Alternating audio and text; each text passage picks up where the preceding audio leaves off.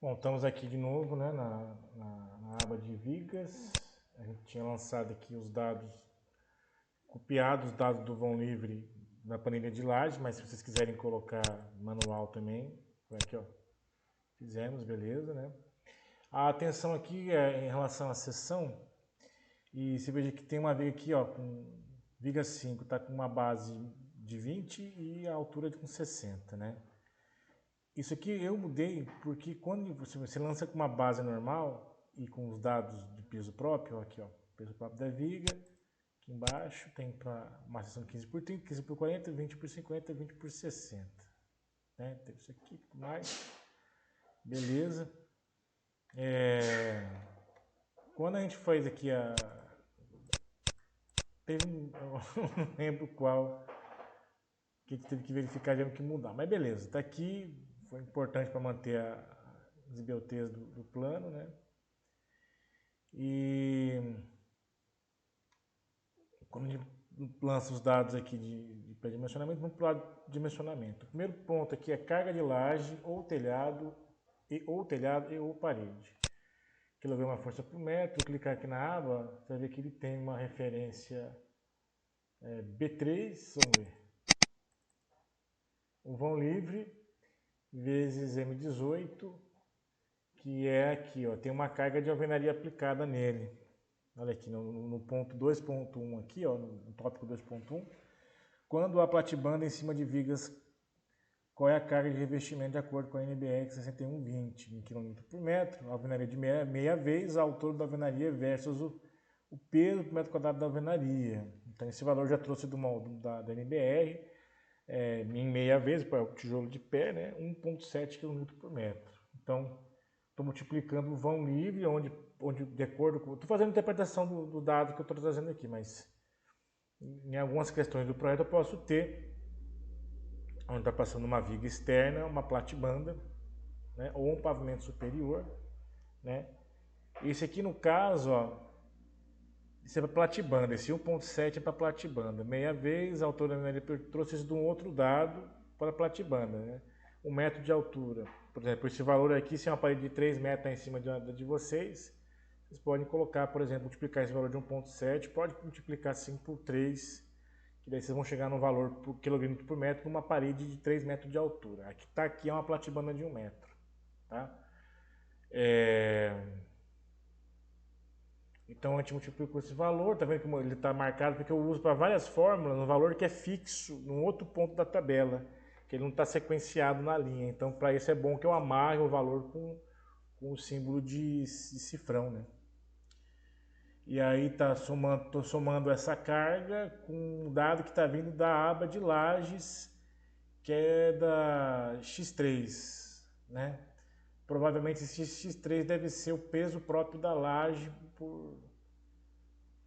Vamos dar uma olhadinha lá, é X3 vezes 100. Daqui muda, eu tenho que mudar esse dado depois para poder caber na fórmula de momento. Vamos ver, X3, aqui no final, eu já estou usando uma fração, a X3 é esse aqui, 5,24, deve ser quilonewton, né? Quilonewton, o quilograma força. É um quarto da carga, já tá caindo aqui né, já está caindo aqui na minha carga, então eu amarrei, você precisa mudar, né, por 100. Eu podia ter um peso de telhado aqui, eu não sei se essa é uma dessas fórmulas eu estou pegando peso de telhado, eu até lancei aqui embaixo, ó. Eu podia lançar isso na aba anterior também, mas resolvi lançar aqui para ficar mais instrutivo, né. Quando há apenas telhado, já falei isso antes, né, sem lajes, a parte da carga dele vai exclusivamente para as vigas. E, na verdade, vai em metade, a carga pela metade vai apenas para 2 vigas do setor que está fechando. E de acordo com a NBR 6120, né, esse aqui é um exemplo de telhas de alumínio, 0,8, estrutura metálica de aço. Ele já presume também uma estrutura metálica de suporte básica, né? Então 35 kg força por metro, 0,35 kN por metro quadrado. De acordo, por exemplo, quando vocês vão lá um catálogo de fabricante de telha, em alguns catálogos são mais profissionais, ele tem esses dados para cada um dos materiais, né? Se não, a gente usa os percentuais que tem aqui no MBR. Aqui embaixo eu tenho aqui, ó, uma composição, não tirei esse dado, né, 0,35, ó, tem outros valores aqui. Ó, tenho telhas cerâmicas tipo germânica e colonial, estrutura de madeira com inclinação de 40%, 0,85. Então tem outros referenciais e aqui tem da telha separada por metro quadrado. Essa composição é interessante a gente trabalhar com os dados interpolados ou extrapolados, porque ele já presume uma estrutura de suporte básico. Você calcula o dimensionamento sem precisar ter o detalhamento da estrutura, ipsiliter, né, peça por peça, com os pesos da chapa. Já tem, esses dados já são estimados, eles têm um índice a mais de superdimensionamento para considerar uma indicação com segurança. Vocês não têm dúvida, né? Aí 2.3. Somatório das cargas do telhado corresponde à fração de cada viga do apoio. Eu já falei, né? Metade da carga. Então, se aqui for T, ó, aqui tem um intervalo, está na viga 2 e na viga 4. Então, vamos da carga está em 3.3, a área, o quilonewton e a fração da carga, né? Vamos ver se teve algum deles aqui que eu trabalhei com carga. Esse eu usei carga de fora, vamos ver o de baixo. Aqui, M29.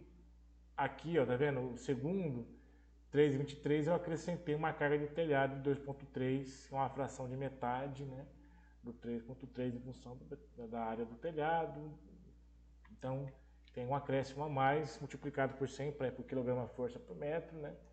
E depois ele vai trabalhar. Então, aqui nessa coluna aí de carga, tem muita atenção. E aí a observação do projeto. Onde está o projeto, o que eu tenho em cima dessa laje no projeto, o que eu tenho distribuído nas vigas dessa laje no projeto, né? Então, às vezes eu pego um telhadão, tenho que dividir ele pelas partes iguais em função das grelhas lançadas, né? Dos intervalos das vigas, da grelha de vigas, né? E da laje, se for o caso. Então tem que fazer isso aí mesmo. E aqui tem o peso próprio. É o peso próprio da viga. Esse peso próprio não vai influenciar aqui agora, ele vai influenciar depois na armadura, né?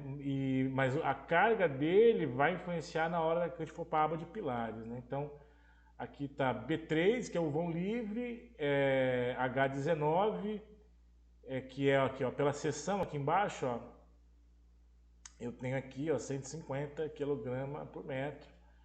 Então eu tenho com esse peso próprio, quilograma força por metro, depois já faz as compensações na fórmula de dimensionamento, né? E momento, um momento e um momento em centímetro, momento em metro, momento em centímetro, né? Para depois ajudar na área de seção de aço. Então aqui eu vou usar a carga do peso, aqui ó, estou usando a carga do peso próprio, do peso próprio e a carga da sobrecarga. Então nesse trecho todo aqui, né? Muita atenção na carga que vem da laje, na carga que pode vir de um telhado e que pode vir de uma parede em cima da viga, seja parede de platibanda, seja parede de 3 ou mais metros. Aqui no caso eu estou usando um fator de multiplicação de peso próprio desse trecho para platibanda de 1 metro de altura, tá? Vão livre, e aí é a carga de KL sobre 8, QL ao quadrado sobre 8 para momento. Então, Q, a somatória dessas sobrecargas que vem já na cobertura, mais o peso próprio ao quadrado dividido por 8, eu tenho um fator de momento. Aqui eu multiplico por quilograma força por centímetro, né, que é a sequência da fórmula. Muito bem, aqui eu tenho a verificação da compressão. Essa verificação da compressão, gente, é a altura útil da viga, né? Com um momento. Vem uma verificação que vai me influenciar na área. Aqui, a compressão vai influenciar na área de aço. Essa área de aço aqui, depois, ó, eu estou aplicando aqui a fórmula em relação à área de aço por vergalhão das seções. É ferro de vergalhão CA50. Então, eu tenho aqui posso colocar menores ou maiores, mas é uma possibilidade de arranjo para viga em função das solicitações de carga mais comuns. Então, eu tenho os 6,3 milímetros, 8 milímetros, 10 milímetros, 12,5 milímetros, que é o meia polegada, 20 milímetros, em alguns casos também eu acabo trabalhando com 25 milímetros, que é o de polegada, né? Então, essas células já estão com a areazinha da seção área da seção do aço do vergalhãozinho, que divide pelo que eu preciso, e aí ele divide para mim quantos vergalhões eu preciso na seção da viga, né? O ideal sempre que eu trabalhe com os 4 pontos, né, da seção retangular da viga, amarrado, para amarrar por estribagem, né, por estribo. O ideal que tenha 4. Eu posso trabalhar com mais. Se eu for trabalhar com mais aço, vocês estão vendo aqui que eu tenho, ó, arranjos aqui, ó, a viga 1 tá com eu até marquei, ó, pela formulazinha ele já mostra que eu consigo fechar com 4 vergalhões de meia polegada, uma viga de 15 por 40, né? E depois eu vou fazer um outro vídeo para o estribo aqui, né?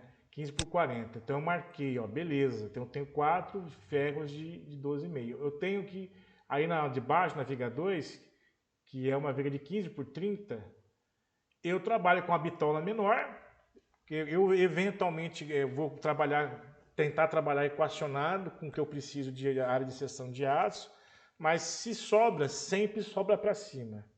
É questão de segurança do dimensionamento da estrutura. Então aqui, ó, eu vou trabalhar com 5 vergalhões, né? Na seção de 15 por 30, é um ferro de 10 milímetros, 1 centímetro, né? E quando eu tenho um arranjo de 5, um arranjo ímpar, né? Arranjo de 5 é muito bom também, porque daí o que acontece? A armadura, por exemplo, eu preciso de 4 vergalhões no mínimo para fechar a estabilidade do prisma. Em função da seção, o prisma fecha, estabiliza cada canto um vergalhão. Perfeito, isso é o mínimo. Mas se eu tenho outras solicitações, tem gente que, por exemplo, isso aqui é um dimensionamento básico, equitativo. Tem calculistas que predominam bitolas mais grossas para os ferros da área que está tracionado embaixo e ferros mais fracos para a área de cima, compensando o que eu preciso de área de seção de aço em toda a minha peça. Isso é um trabalho mais depurado que se pode ser feito sim para chegar numa economia, mas eu acho que nesse caso de pré-dimensionamento não precisa, né? O que a gente faz, a gente já atende muito bem a peça como um todo. E aqui com 5, né? Eu tenho 2 intervalos com 5 aqui marcados. O que eu faço? 2 ferros em cima para as cargas de compressão, que quase não precisa de aço, praticamente não precisa de aço, mas tem que amarrar a armadura, né? E embaixo 3 ferros. Então 3 ferros embaixo, numa seção de 15, né?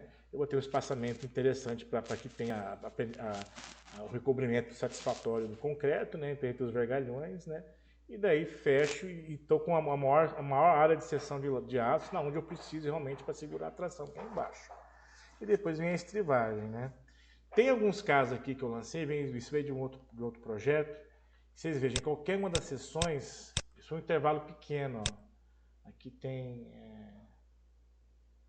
vão livre 1,5 m, pequenininho, né? Então, aí você tem que manter o padrão, às vezes, não vai fazer uma viga de 15 por 15, às vezes, porque você precisa otimizar o informamento. Aí você tem questões de você desinformar, reinformar, reaproveitar uma forma que na execução faz toda a diferença. Às vezes a gente padroniza exatamente, mesmo não precisando algumas peças estarem superdimensionadas no que diz respeito à sua geometria, a gente trabalha com dimensionamento mais exato, mais tranquilo na armadura, né? Que daí o próprio concreto resiste o que tem que resistir na compressão, né? E aqui a gente trabalha, aí com caso eu fiz um arranjo, tem também qualquer um, até na bitola mais fina de CA50, que é o 6.3, tem um vergalhão. Você não vai trabalhar com um vergalhão, ainda marquei aqui com verde, né? Aí você coloca então a menor bitola, beleza, mas com 4 para fechar o prisma. Mesma coisa aqui no último também, né? E demais a gente trabalha com esse. Eu já peguei algumas vigas maiores, que eu tenho uns arranjos muito maiores de ferragem, né? As seções também mais brutas, mas sempre predomina a armação dos vergalhões, pegando, né? Aqui está, né, a seção transversal, retangular, a linha neutra geralmente no meio da seção transversal. Eu privilegio para baixo da linha neutra a predominância da minha ferragem, sempre, tá bom? Vamos para o próximo vídeo agora.